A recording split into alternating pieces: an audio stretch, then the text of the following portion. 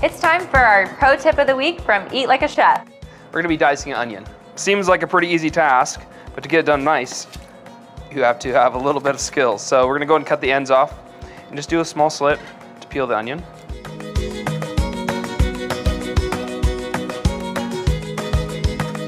Okay, so the onion's peeled. Let's get that out of the way in half.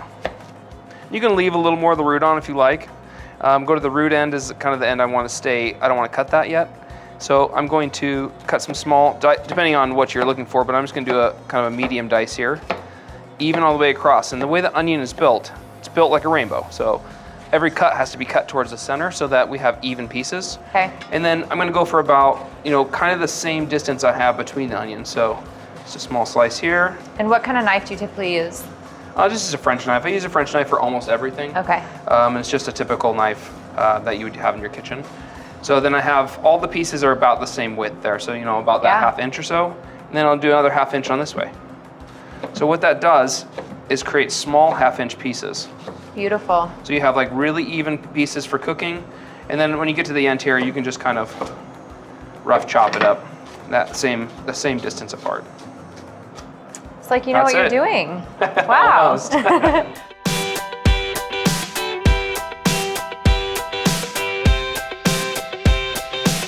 Welcome back to Eat Like a Chef. I'm here with Chef Mary at the Gilded Unicorn.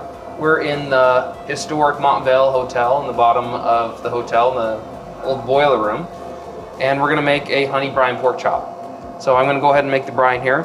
So we have a little bit of peppercorns. This is a classic brine that we use at a lot of our restaurants. A little bit of sugar, a little bit of honey. This is a local honey that we're using here. Quite a bit of salt. Just a little bit of cinnamon. We'll use cinnamon sticks sometimes as well. A little bit of mustard seeds. Some clove. And some bay leaf. Then I'm going to add hot water. This is water that was previously boiling.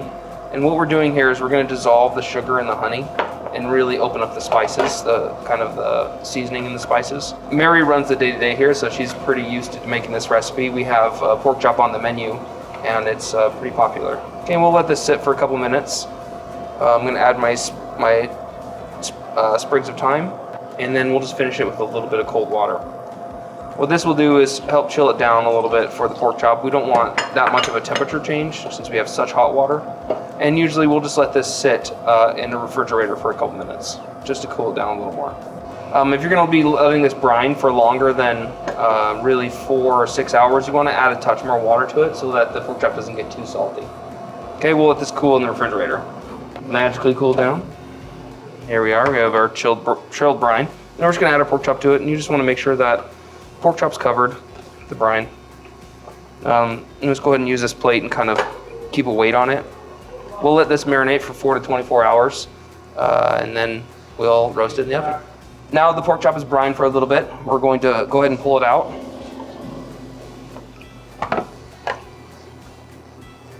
And we're going to take it and dry it out on a paper towel so we can get a nice sear on it before we drop it on our cast iron. So we'll season our cast iron a little bit with oil before we drop our pork chop. We let that preheat a tiny bit. We use a seasoned cast iron. It's very important to season your cast iron after every use. As you can hear the sizzle kind of happening there, but we use a little bit of salt and oil. After the cast iron's been heated up and cleaned, after it's been cleaned, we let it heat up. We add a little bit of kosher salt and a little bit of oil, and we rub that into. Flaxseed oil also works really well. But over time, it'll get a very non-stick surface, and that really helps quite a bit.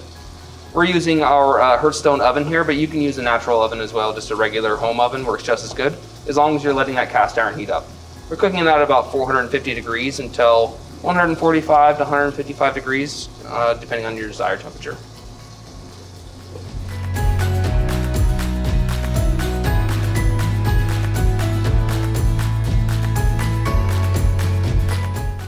Okay, the pork chop's been cooking for about 2 or 3 minutes. We're gonna go ahead and flip it over. We got a very nice sear on that. And then we're gonna add a little bit of baby kale to go with the pork chop as well. Just add it right in with the cast iron. Maybe a little bit of kosher salt on that. Really simple seasoning. A little bit of oil. It's a really easy side dish. We'll be serving this with the maple mustard as well, which Mary will throw together as this cooks. A little bit of whole grain mustard and a little bit of maple syrup. She's gonna mix those two together. Very simple recipe. It's a little bit of sweet, a little bit of savory, a very pungent mustard flavor. It goes really well with the pork chop, kind of breaks up a little bit of the fat, adds a little bit of acidity. Our pork chop's been cooking for about 4 to 5 minutes. We're gonna take it from the oven and let it rest on this plate for a minute. What that does is kind of help get the natural juices back into the meat. What happens when you're cooking is the heat naturally makes the juices kind of go to the center. What we want to do is let that meat relax a little bit and let the juices go back out. So while that's resting, I'm going to go ahead and start plating. We have a little bit of our roasted baby kale here. And then a little bit of our maple mustard.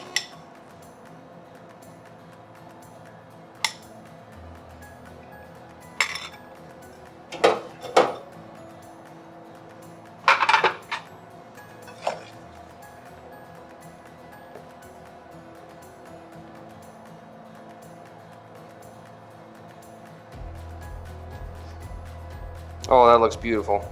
It's gorgeous. It's like you know what you're doing or something. Yeah, I've only worked here for a minute. Shit. Okay, just kind of like that. All right, that looks beautiful. And then just want to finish with a little bit of salt. Yeah, of course. There it is. There we go. Honey brine pork chop with roasted kale and maple mustard. And we'll just finish it with a little bit of maple syrup.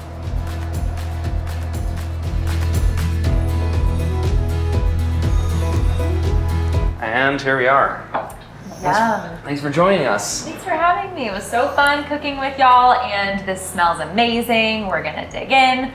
Don't forget to tune in next weekend on Fox 28 for another episode of Eat Like a Chef. We'll be cooking 3 more recipes that you can try at home.